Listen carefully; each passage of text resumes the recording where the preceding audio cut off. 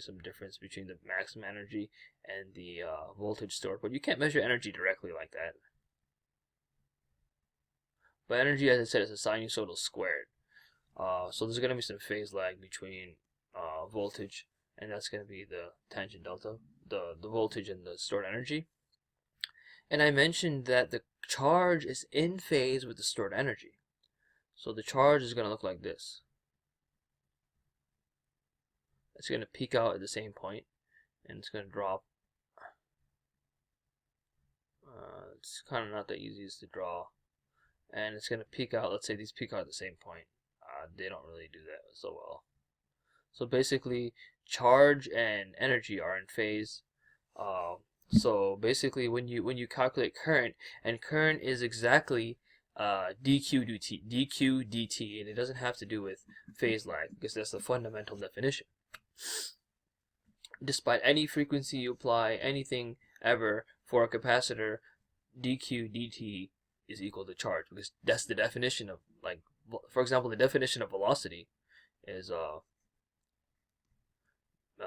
displacement over time. There's no two ways about it. Displacement, change in time. You can say dx dt. There's no other buts about it. This is how it is.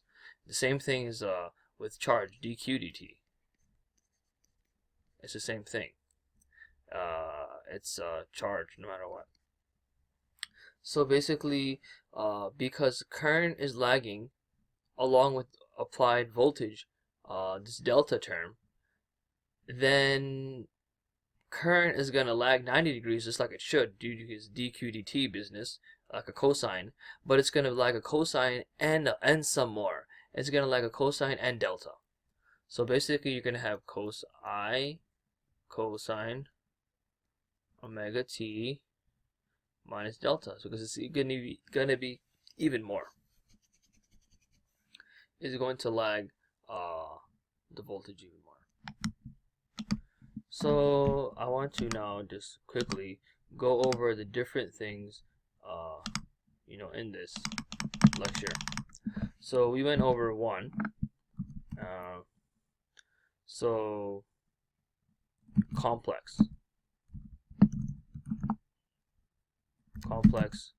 representation. Okay.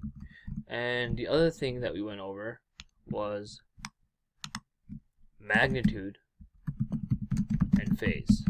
Okay, that's very important. Magnitude and phase of a complex number. And that quickly led us to energy, phase of energy. And that finally led us phase of charge, or just I'm just gonna make it that, or displacement.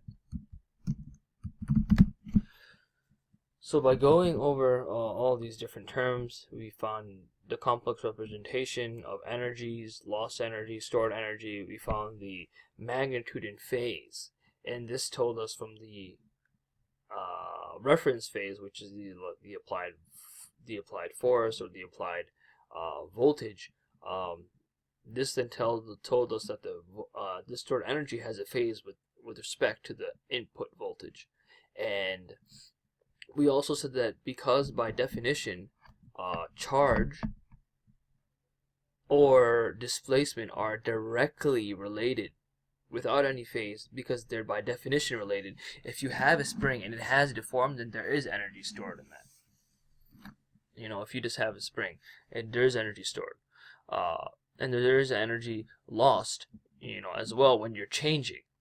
But if you're holding your spring, or if you're holding your charge on your capacitor, by definition, those relationships exist. And therefore, charge on a capacitor guarantees energy. Displacement on a spring guarantees energy as well. So those are in phase without any loss, because they're by definition related, again, to be redundant over. So and then finally that makes the resulting current in the case of a capacitor, the resulting current would then be having a 90 degrees plus a delta phase lag. However, in large losses, when the losses, I think I mentioned, exceed like 5% or something to that effect, then we can assume that we can't assume anything, actually. We can no longer assume that these relationships hold, but obviously we can just try to use them to get by. I think another important note that I mentioned here is, I think I forgot to mention rather,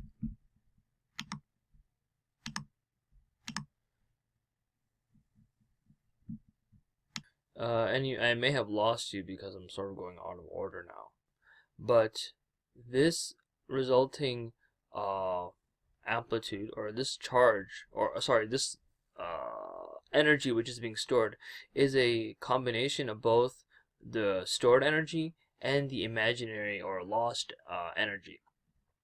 Whereas we're claiming that this phase lag is only related to the charge, and the charge is related directly to the stored energy, but the charge is not related, or the charge is not directly related to the lost energy. Rather, you need to account for a phase lag to account for lost energy.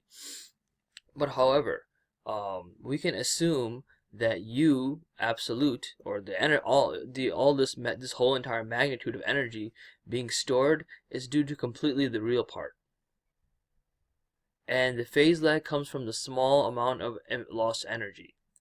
So therefore, we can completely represent this case U. We can approximate as only UR, which has to do only with the charge. And this phase lag, which is occurring, we draw like that. This phase lag is occurring due to the small amount imaginary loss, the imaginary versus real. So if we talk about magnitude, then the magnitude of the real part is much larger, and therefore we neglect the imaginary part, and we say the real part is, proportional to the current charge only. Therefore, we can directly relate the stored energy, the charge, and the current together.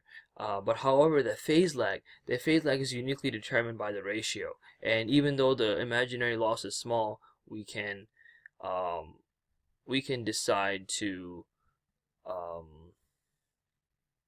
it becomes important because it does lead to a significant phase lag, which we can measure and which we exploit to measure that loss. Yep. And you may think about, why would this loss be significant?